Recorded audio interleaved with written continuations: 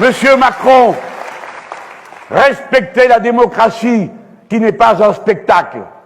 Respectez la République qui n'est pas juste une rente mémorielle. Respectez le peuple français dans son unité profonde et non dans ses différences de religion.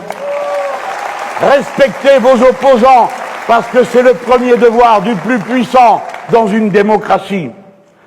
J'ai proposé que l'on traite des questions internationales comme je le ferai sur d'autres sujets. Pourquoi? Parce que ce sont les questions dans lesquelles vous êtes embarqués sans le savoir. À qui a-t-on demandé de faire la guerre du Mali? Une fois à l'Assemblée nationale. Et depuis 8 ans, nous y sommes sans en avoir discuté une seule journée, ni voté une seule fois. Cela nous coûte 2 millions d'euros par jour. C'est la guerre la plus chère que la France ait faite depuis la guerre d'Algérie. Il y en a pour 5 milliards qui, si nous les avions distribués aux gens qui se trouvent là-bas, auraient davantage pacifié la population que tous les bombardements qu'on a pu y faire. Et nous n'aurions pas perdu 50 des nôtres, sans compter les victimes civiles qu'on ne compte jamais et qui sont non moins nombreuses. Parce que on ne vous a pas demandé, et je veux dire en tout cas que pour moi, non, la Russie n'est pas un ennemi. Non, la Chine n'est pas un ennemi. La France n'a pas d'ennemis dans le monde.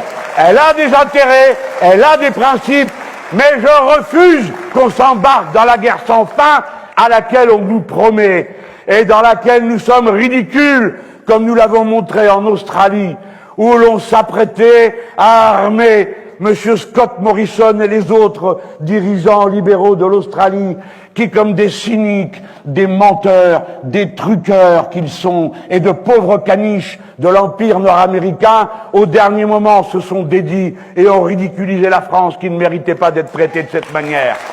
Mais tant mieux du moins, parce que nous ne sommes pas embarqués dans l'alliance des pays qui se trouvent là contre la Chine. La France est une nation pacifique. Et si vous m'élisez, nous cesserons les guerres. Nous demanderons à quelles conditions le Mali peut à nouveau appartenir aux Maliens.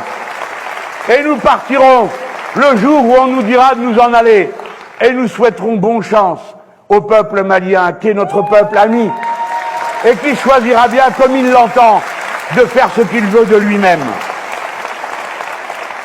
Ces questions, comme elles sont importantes, comme elles sont maltraitées, comme elles sont toutes rabaissées au rang d'un spectacle auquel on ne comprend rien, où un coup succède à l'autre. Un jour, on intervient, le lendemain, on insulte.